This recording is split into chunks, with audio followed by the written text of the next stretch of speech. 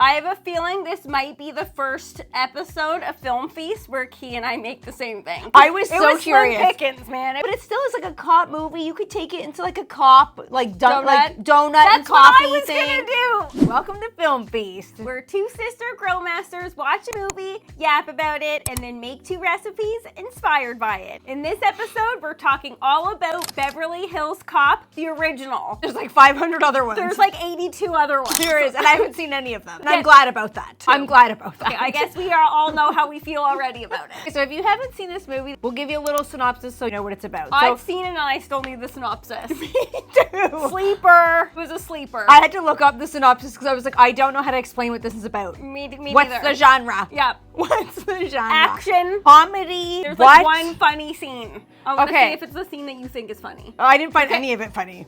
You'll find this, I guarantee you find this part funny. Okay, so basically the movie follows Detroit detective Axel Foley as he... First of all, fake name. The fakest name that is not suitable for Eddie Murphy. I'm sorry, Eddie Murphy ain't an Axel Foley. No, I thought the same thing. I'm like, who thought of this name? So fake. Hilariously fake. Super fake. Axel F, Axel Foley, calling him Axel. I'm like, this is not working. No, it's like trying too hard to be cool. It totally is.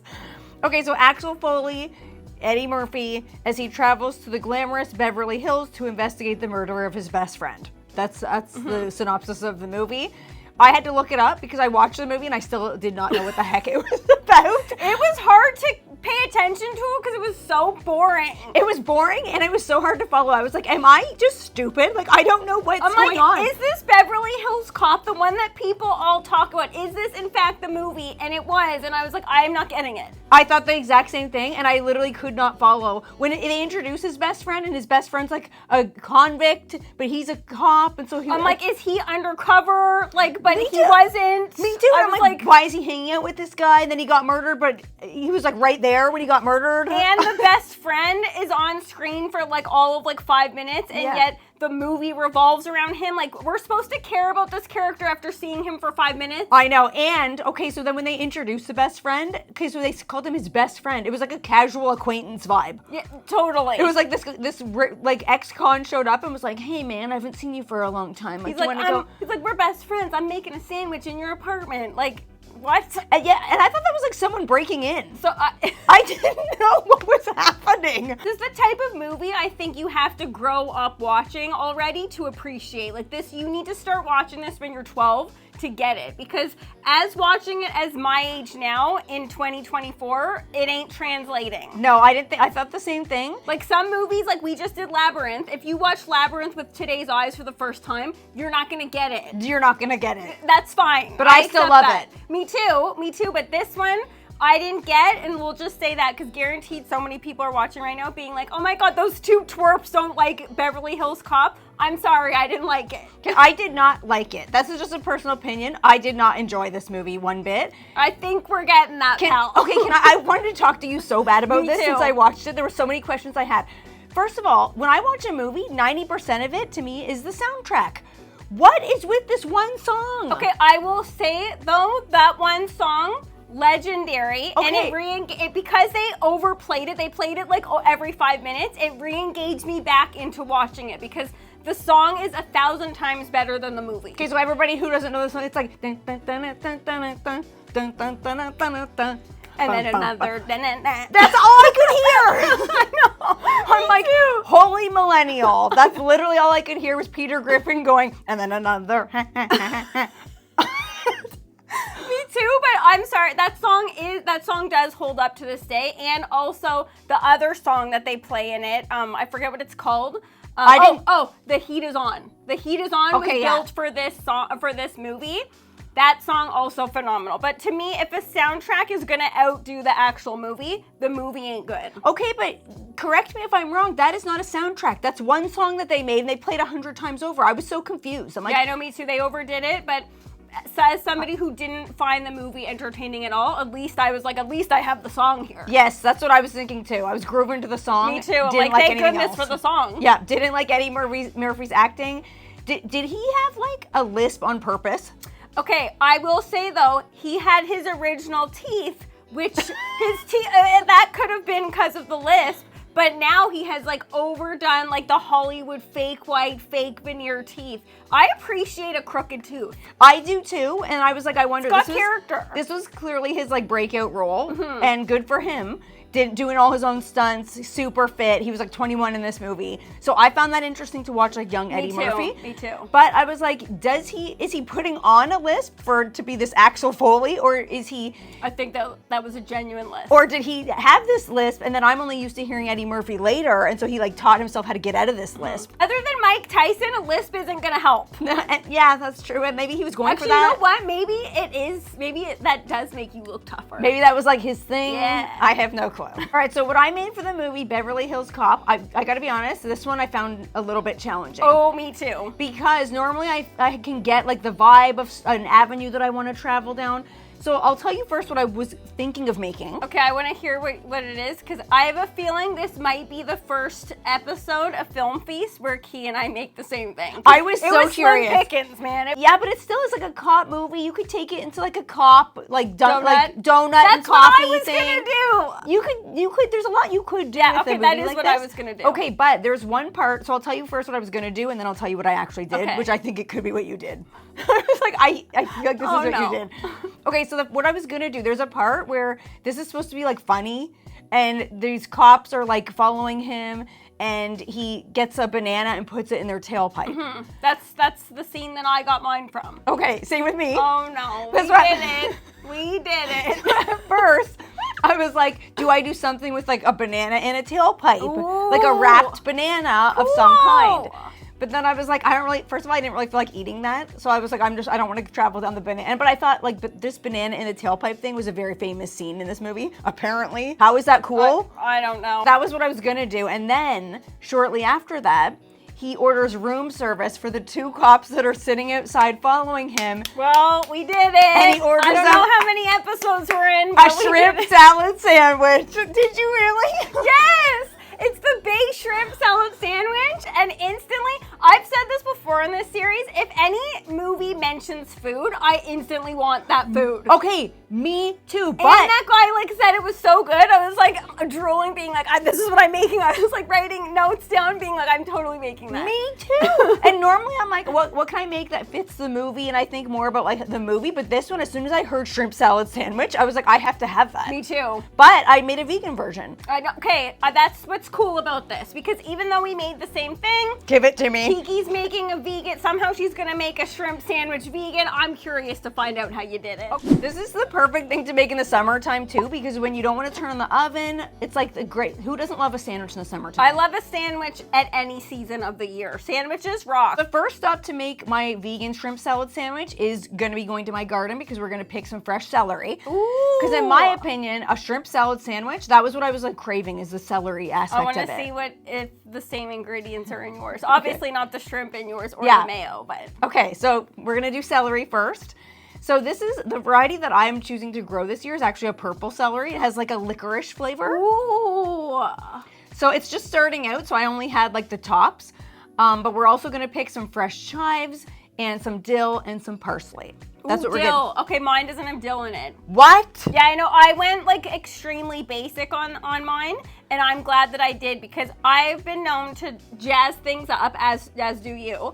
And sometimes I think it's fun to just bring it back to basics here. Make it simple, let all the ingredients shine. Okay, but because I agree with that, but it's because you're using shrimp. Because I'm not using shrimp, I have to get that seafood vibe. True. Okay, so when you're doing a vegan alternative. Dill is mandatory then. You have to give it so your brain is tricking you into thinking that it's a seafood. And dill and lemon do that. Especially. Okay. Tofu shrimp. We're gonna use tofu as a base for our shrimp. So a lot of times when you see vegan cooking, for a seafood, they'll use like hearts of palm or jackfruit or something like that, but those don't offer a lot in the way of protein. So to me, the center of a sandwich has to be the protein, otherwise I get confused. I don't know, then you're just eating a carb sandwich. Exactly, and then you're not full. Exactly, like that's fine for flavor. I'm sure those options are amazing. Yes. But in terms of being satisfied, why are you eating if you're not trying to get satisfied? No, like I want a shrimp sandwich that's gonna feel like the shrimp with a high protein sandwich that's in the center. We're gonna cut it into little cubes. They're not gonna be the shape of shrimp, so just get over it. I don't want people being like, that does not look like shrimp, it looks like a cube. Who cares? I know it does, but wait a second, okay? Yes, I dropped a piece on the floor, and yes, I ate it. Well, at your own house, I feel like you can, but wet things that fall on the floor, you're literally smearing it all up, dust and all, and like foot sand that's on the ground. Okay, check it out. Vegan fish sauce. And I know there's no fish in it, obviously. So basically, what's giving it the fishy flavor? So what's in there is, it's basically like a seaweed juice. That sounds kind of gross as I'm saying it out loud. No, I feel like that would be like umami overload. It's got like a salty umaminess to it. It's got a little bit of a sweetness. That's what fish sauce does. Yes. You're not trying to necessarily be like, fish. But like, even though fish sauce, you can really overdo it. Yeah, you can. And we're going to dial up the fishiness a little bit more in this is like a shrimpy brine that we're making for the tofu. This is like a marinade, like to soak it in? To soak it in.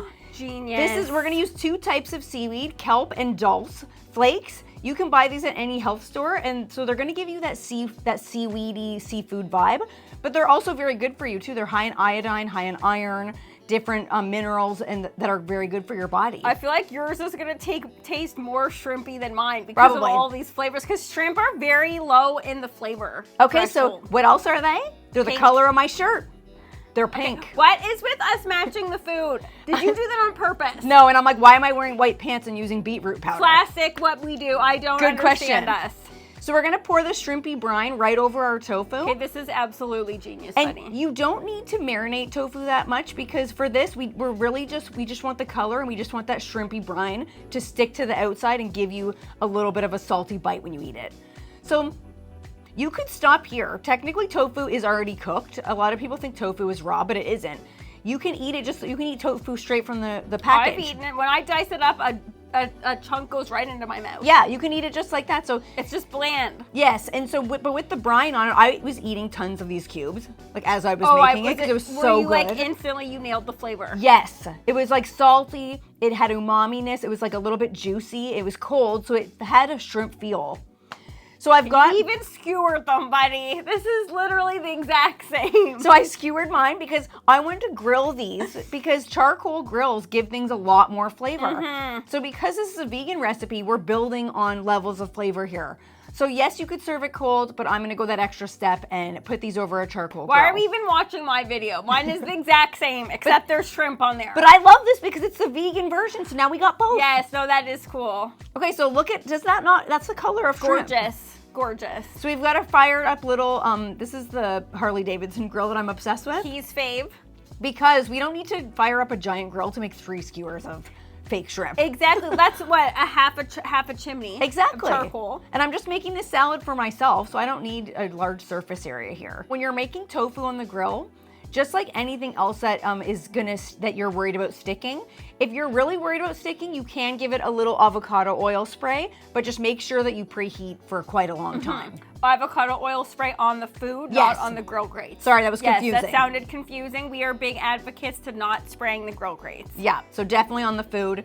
Here's what it looks like. It only needs to stay on there for a couple minutes because this is direct heat.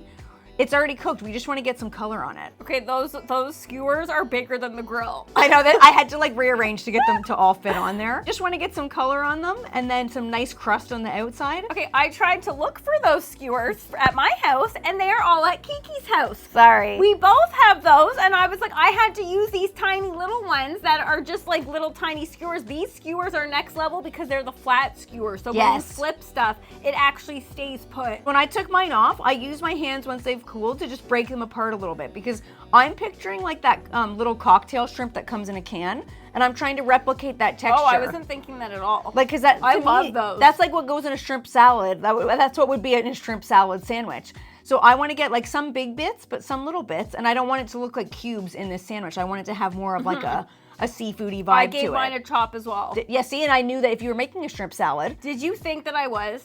I did think you were. Because I thought that too. I was like, this is definitely going to be the first time, because the movie did not make me think anything food, really. Me neither. Some lemon, some Old Bay that I put in there. This is a homemade cashew ranch, but you could use vegan mayo if you wanted to. Flavor overload. And I didn't have any capers. I really wanted capers for this, but I used Kalamata olives chopped up instead. Because again, very similar vibe. Yeah, you just need that like little bit of salty brininess that's gonna make your brain think that this is like a seafood vibe.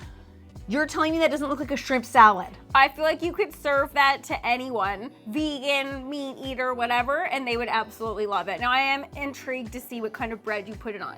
Okay, I went up with it now, and I feel like this is like anticlimactic. I went up with a straight sliced bread. Oh, no, who cares? No, that's good. See, because I feel like you went very flavorful on the inside, then you just went like straight up on the outside. Yeah, I was gonna do a Kaiser. You can overdo it. I was gonna do, because I'm picturing a toasted sliced bread. A toasted sliced bread, and this is Swiss chard for my garden, because I feel like every sandwich like this needs a good crisp element, like 100%. iceberg, lettuce, something like that. But I wanted to go Swiss chard because I have it and it's nice and fresh.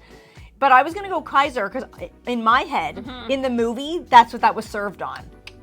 That's what I was thinking that it would be served on. I didn't have any Kaisers though. So I was like, you know what, this is gonna be just as good. Okay, that looks phenomenal. Sometimes I feel like the bread, because a sandwich is so simple, the bread that you use makes a difference. So if you went Kaiser, this would take it in a whole other direction, but because you went sliced bread, it's in a completely other direction. It's kind of like club sandwich vibe. Yeah. Anything that's on toasted sliced bread gives me a club sandwich vibe. Me too. This was such a winner. And like you said, I feel like you could make this for anybody and they would feel like it has a seafood salad type of vibe. I want yours more than I want mine, even though mine was an absolute winner too. But I'm just like curious about what yours tastes like. I can't believe that you made the same thing as me.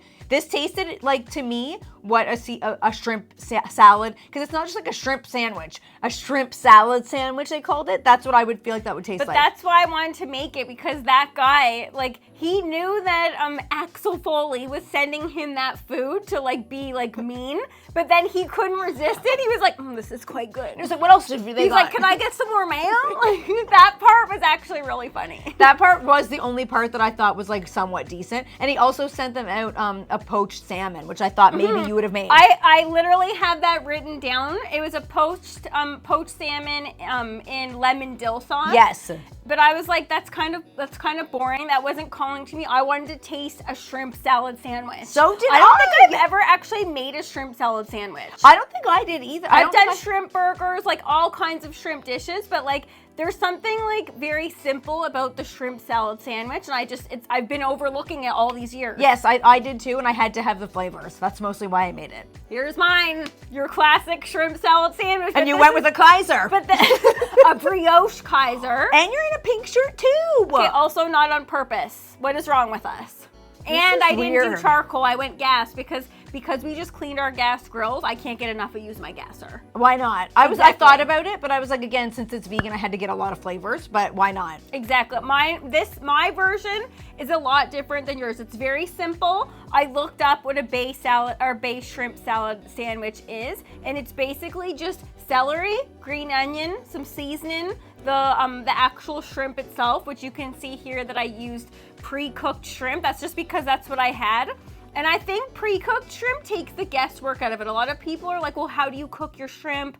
How long do you cook your shrimp? When you use pre-cooked shrimp, you're just aiming for like a charred, crusty exterior. Yeah, you're really not, you don't have to cook it. So it's like, it's just to add more flavor. But I could have chopped that up and just done the salad like straight up like that. You know what, the other reason why I wanted to grill my shrimp, because I wanted to, grilling, I feel like evaporates some of the wetness that would otherwise go right into the salad. Exactly, buddy. I literally thought that too. It would dry your shrimp out. It did, and that's why, like, because it's like this is a mayo-based salad plus the celery. Celery's very watery. It could be water overload, yes. And then also that could lead to bland overload. Yes. So hence why I completely agree with you. Grilling it takes away the liquid a little bit out of the shrimp, and again gives it that charred exterior. Yeah, it dries it up a little bit. Oh, I thought you were gonna do 3 skewers too. I'm like, what is happening in this recipe? No, I had to use these little. You should have used those, and I should have used the big one. Yeah. One of the notes that I made about this movie is that I loved Jenny. Okay, Jenny, to me, is the epitome of the 80s. She had the massive blonde hair. She had even, you don't hear it that often in movies, but she had the transatlantic accent. So do you know what that is? Yeah. Okay, so that accent is like Hollywood, like 50s style, actually even before the 50s. And I found that very weird that she still had that kicking in the 80s. I didn't find her character to be noteworthy at all. I didn't find that. I just loved her. Let's be real. I loved her 80s hair. Yeah, I liked her, and I liked her blazer. Fashion. Yes. Her blazer with the sleeves up. Yes. I appreciated that as well. But I was like looking for any of the characters to be meaningful. Okay, I had another character that I thought was meaningful. Who? Serge. Okay, Serge. Serge? Remember? Okay, so Serge is played by Bronson Pinchot. The guy, so he played the guy that worked at Jenny's art gallery, and I had to like rewind this part twice. Yeah, that was all right. Because he was like, okay, I call you. He's the espresso with the lemon twist. And Ahmed Foley, and he's like, it's Axel Foley, and he's like, Aquel Foley. Okay? He like literally purposely was trying to not get his name right. Yes, that part was all right. That was a standout to me because that part is the only part that had personality. Yeah, and like, these big, long dialogues that Eddie Murphy had that were supposed to be funny, I'm like, these are not funny. Is it me, or is like, I don't get it? I'm like, this is not my humor. That humor was not my style at all. I pride myself on finding humor in like anything. It was not good. I didn't get it, and apparently a lot of this movie was ad-libbed. Like, he just thought of the funny things. Ooh, like how was anything noteworthy and other than Serge? Yeah, any of these like zingers he was like throwing out there, I'm like, was that supposed to be funny? Yeah, it was not. I wouldn't even say those were zingers. No, and apparently, so I read online that Eddie Murphy was against all forms of taking drugs. So he didn't even want to have a cup of coffee to maintain his energy and doing his stunts. Crew apparently convinced him to have a cup of coffee because he was losing steam while doing all of his own stunts. So apparently he like caved and he had a couple sips of coffee, and that is why a lot of his dialogue was given rapid fire the way that he was talking. Because I was like, why is he talking so fast? I don't get it, and I don't like it. Good that you looked that up because I was confused by that as well. Yeah, I didn't get it. Now, my dish has horseradish in it, okay? So I think that's what takes mine to the next level here. Not more than yours. Yours was fantastic, but mine also had tomato on it, which made for a very juicy sandwich. So this sandwich wasn't dressed with anything like on the top. Like it didn't need a mayo. Like, you know how I find it weird to not add anything to the bread. I didn't either for that same reason. Or cheese or anything. And I was like, I'll see how this goes. But because of the tomato, because of the finely shredded iceberg lettuce, and the juiciness of the actual salad, it was so juicy, so delicious. It didn't need anything. It didn't need cheese, and I've always been a strong proponent to think that every sandwich needs cheese. Yes, I thought the same thing, and that was my thoughts exactly. Even though people say you shouldn't put cheese with seafood, which I don't agree with that. I think that you should. I think you can do whatever you want. Yeah. Yes. I thought the same thing though. I'm like, it feels weird to not like butter the bread or or like mayo the bread. It would have just got lost in the shuffle of the flavor. Yes, it didn't need it. It was like such a juicy filling. I thought the same thing. I'm like, this absolutely doesn't need it. I'm gonna go on a limb here and say that ours look like they taste very similar. They do. I guarantee you that they do, because yours probably even tastes more, for lack of a better word, because you're not ever aiming for this, but I feel like yours does taste more fishy probably. Yeah, I think so. Like fishy in a good way. I'd like you to have them side by side just so you can see what's what and see how. I feel like the texture is similar though, because since I started with tofu, shrimp has that firm but yet chewy texture that tofu has as well. I'm gonna say the movie sucked, but our food certainly did not suck. Yeah, and I feel bad saying that because I know so many people are obsessed with this movie. I wanted to like it so bad. Why would that movie spark a million, like it's a franchise. Like why would it spark a million others? Yeah, it's following the life of this Axel Foley into like 2, 3, 4, and like they just released one in 2024. I'm like, his story needs to end. It's over. There was no story to begin with.